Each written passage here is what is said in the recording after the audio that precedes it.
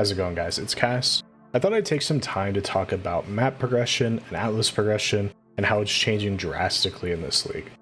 So for the past few leagues, we've had access to Wandering Path, and Wandering Path has made it so it's very easy to get 100% chance for a monster in a map to drop a connected map. And what this did is it basically trivialized how you would go about atlas progression. Every single map that you went into, you would get a connected map. If the connected map was a map that was a tier higher, you'd be able to move up a tier higher. If it wasn't, you would still have access to that map and continue to endlessly sustain maps that way. Unfortunately, that's no longer going to be the case, and the strategies that most people were doing to get to endgame maps very quickly are no longer going to be the same. But the question is what are we going to do instead? And that is fairly simple. What we can do now is, instead of going for all of these map drop chance nodes, which unfortunately only caps out at 66%, is we can go to our old friend Kirac. Kirac is going to be able to get us to a place where we can get a lot of the map sustains that we were prior from just buying them from him, and if we follow a pretty simple path with only around 32-ish points, you can get to a place where you have fairly good map sustain and you have fairly good chance at getting a Kirac mission. The reason why Kirac missions are so good is because he gives you an inventory of maps and they bias them based off the highest map that you've completed. When you first go to a Kirac, he'll have maps similar to these ones. Basically what these maps are is they are maps based off of the tier that you've completed. Since I've just gotten to maps on this character, you can see all of the maps are low tier maps and ones that I have not bought yet. You can buy these maps to start filling out your atlas passives, and it will help you get to a place where you can complete your atlas much quicker because of the ones that he's offering you. Now let's talk about how Kirac missions actually work. So this is what your Kirac missions will look like. This specific mission gives you a full stack of divination cards from a random mob in the mission.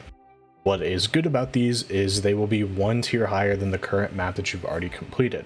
So in this case, I did Glacier, which is a T1 map currently, and it gave me now T2 as the map set.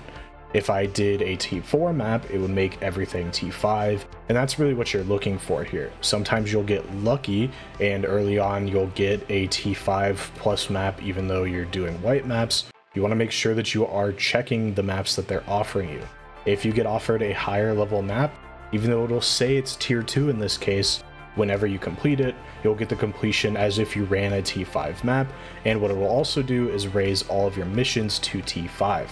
This is vitally important whenever you get to the place where you're running red missions, because in red missions, if you run a T15 or a T16, it'll boost all of your missions up to T16.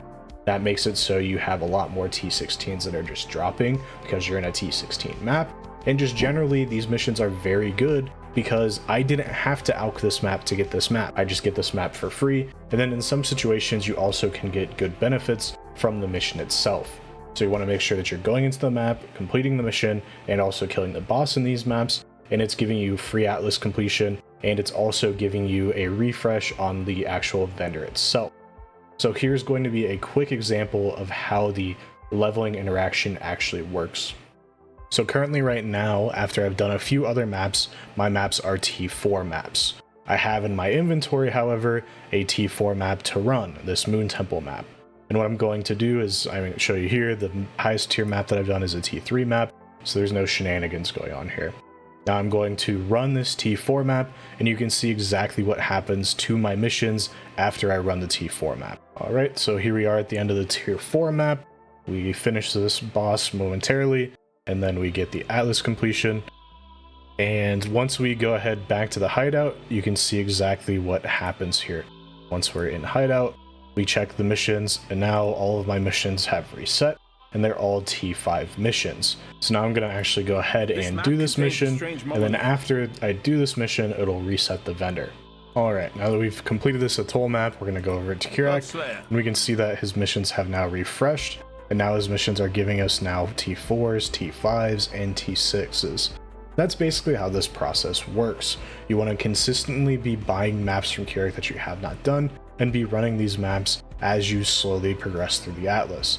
This will help you get all of your completion much quicker, and it will help you get significantly more map sustains than just trying to run normally. Basically, if your goal is to get to 2 stones very quickly, or just get to red maps as fast as possible, this is the strategy that will help you get there and allow you to get a ton of your Atlas points filled out early as well. The best thing about this strategy too is that if you actually take a look at the strategy, it's only 36 points at this point. And so what you can do then is you can add on basically whatever you want then. If you want an increased chance for map drops, I'd probably add on that first. And then from that point, you can do whatever really that you want. If you want June, you can go to June. If you want Ruckus, you can go up to Ruckus. If you want Einhar or something like that, you can do that. This is something that you can build on easily, and it's something that once you have set in stone, it'll help you progress all the way into the end game with easy map sustains and give you access also to a ton of easy maps. Now, whenever you're doing this, you're going to be getting scouting reports. Scouting reports give you a bunch of different things. Basically what they do is they re-roll the window. Some of them give you unique items, some of them give you uncompleted maps, some of them give you specific modifiers, like one has blights or breach stones, some type of different things that they can give you. I would personally suggest not doing these until you get into red tier maps. That way that you can use them in the most beneficial way possible. Now, whenever you do use the unique ones, make sure that you have a yellow mission, a white mission, and a red mission, because even though you roll those unique maps, sometimes you can get a lower level version of the unique map that you need for completion that way as well. But this will basically be one of the best, if not the best, ways to progress your Atlas early, and it will also help minimize having to trade, which is why I like to do strategies like this, especially at the beginning of the league. I hope this helped you guys. Thanks for watching.